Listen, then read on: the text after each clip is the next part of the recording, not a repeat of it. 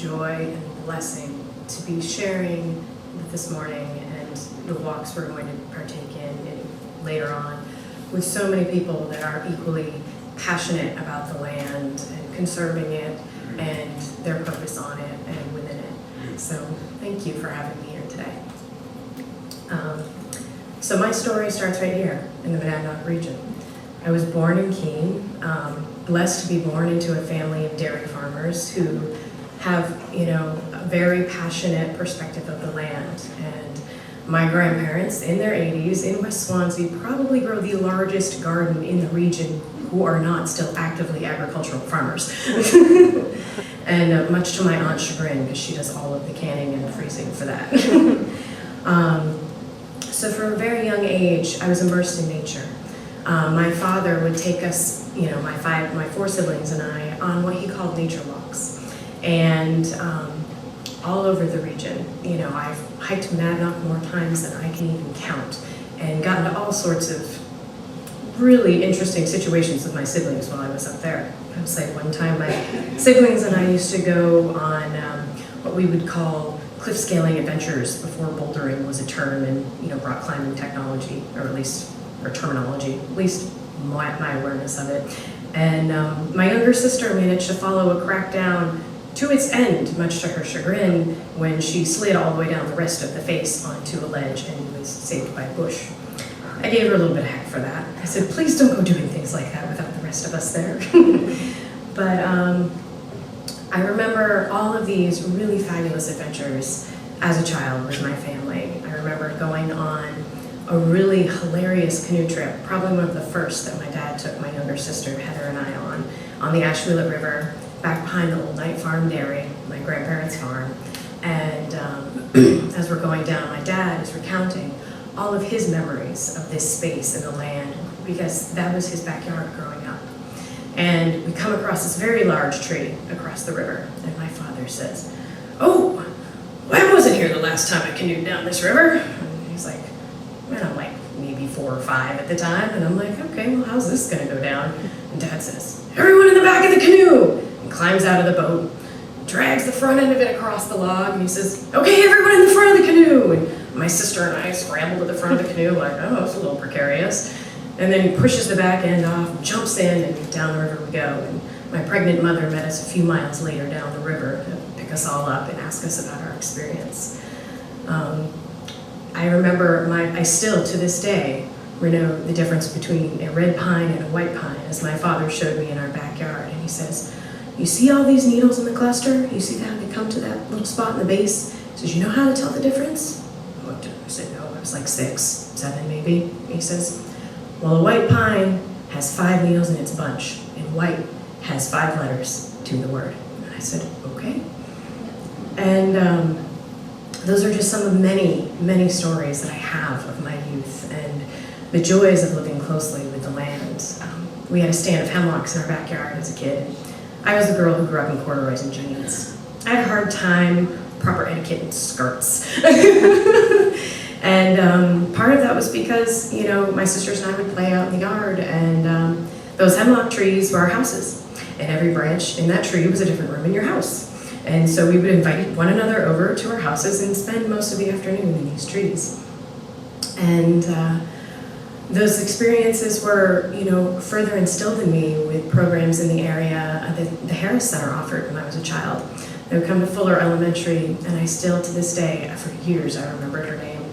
But as the hard drive fills, some of these things fall off. And she would come to Fuller, and she taught us in the wintertime. We would go out and we would learn tracking in the snow and see all of the different footprints of the animals and learn how to differentiate between them.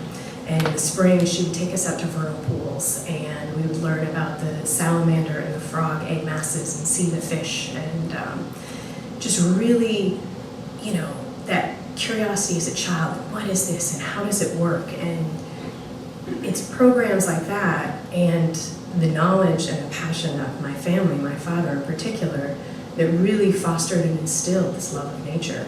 And I felt really at one with it since I was a very small child. I can remember walking home from Fuller Elementary in Keene and seeing mullen for the very first time, this very fuzzy-leafed plant in its first year of growth on the rock wall that I walked past every day on my way to school, and just sitting down and just petting it and being so in awe of how soft it was, and just feeling this amazing connection to this plant, whose name at the time I didn't even know, nor did I know the medicinal properties that I would come to love about it as an adult. So as I grew up, I was also very passionate about art, but my mother strongly discouraged me from pursuing a career in that. And she was afraid that I wouldn't make enough to sustain myself, so I went into ecology. Which, as many of you know, can be equally challenging to sustain yourself with. And my letter to Unity College in Maine for their ecology program was all about my passion for the land and the things my father had instilled in me, the things that I'm very grateful for. And that degree led me to do some amazing things and some amazing opportunities that a lot of people would not get to experience in their life. I got to backpack the Sierra Nevada mountain range in California between 8,000 and 11,000 feet, doing a pilot program to study the Yosemite toad and mountain yodeling frog, both of which are high elevation species in the Sierra Nevada mountain range, and were up for being listed as sensitive and or endangered. I got to work with seabird habitat restoration programs off the coast of Maine, living anywhere from 2 to 22 miles offshore for months at a time, immersed in these seabird colonies and their life cycles, and how incredible that is to see, these birds come in, we show up on the island before they get there, and watch them go through, their nest building and the mating process and the courtship rituals and raising their young, and not only the beauty in that, but the harshness and the reality of the environment. And when the fish dry up and they're not there, what that does to a population.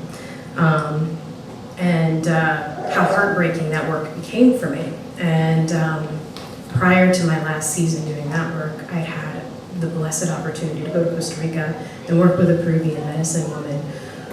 And that work took all my periphery interest in slammed to the forefront. And I switched gears from the field research and dove headlong into alternative healing to reconnect with all of those plants that I had been studying on the sidelines of my degree in ecology the entire time, and learning more about medicine, and had started teaching classes on it at my college, to some of the students on campus.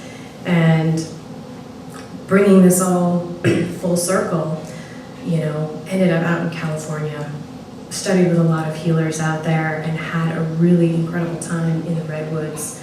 Became really passionate about boating on the rivers, learned to fish, caught my first salmon out there. Definitely understand the immense amount of gratitude that comes in when you give your blessings to the river and your thanks before you fish, and that comes in giving your thanks for that life that is sustaining your life.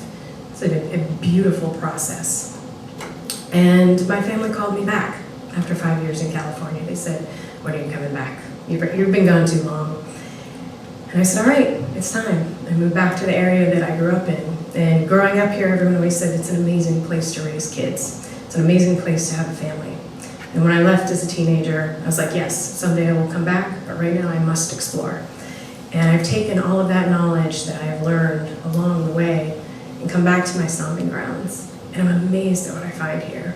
Because all of those places that were so dear to my heart, like Goose Pond, was my solace as a teenager. Good, bad, indifferent, that was where you would find me. And coming back and seeing all of these places, like this one area of the pond is always just energetically really called to me. And I went back and I was like, oh, that's why this whole hillside is covered in ghostpipe. And that is a very, rarely used plant in herbology and herbalism because it's more rare. And, the energies that it holds, not only for connecting to the forest, because ghostpipe is a plant that grows off of the roots of other plants. And the root system in the forest is all interconnected. And on an energetic standpipe, ghostpipe is that gateway herb. It's the door to the communication for the forest.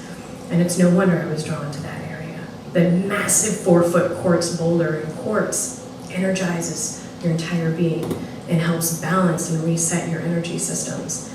And coming back in with all of the knowledge of the land and the rocks and the energies that everything in our environment holds, and seeing that in my stomping grounds, and understanding why I had the connections that I did when I was younger, and being able to now come back and make medicine from the same land that sustained me as a child, and set my roots down here, and be able to give all of the knowledge and the love and the passion that I have of this land back to my community, bridging people with those plants in ways that they may not have ever experienced before, whether that's, helping them heal their child's stomach ache or get a good night's sleep, reconnecting with that passion and purpose, and having a different venue to connect in with the earth. And whether that's going out and meditating or taking a walk to calm and ground and recenter, there's so much that this space has to offer. And I feel incredibly grateful to have grown up here, and to be able to be back in the community, and again, to help other people, if they have not already established their connection and their purpose with the natural world, to bring that into their heart and into their lives. So thank you.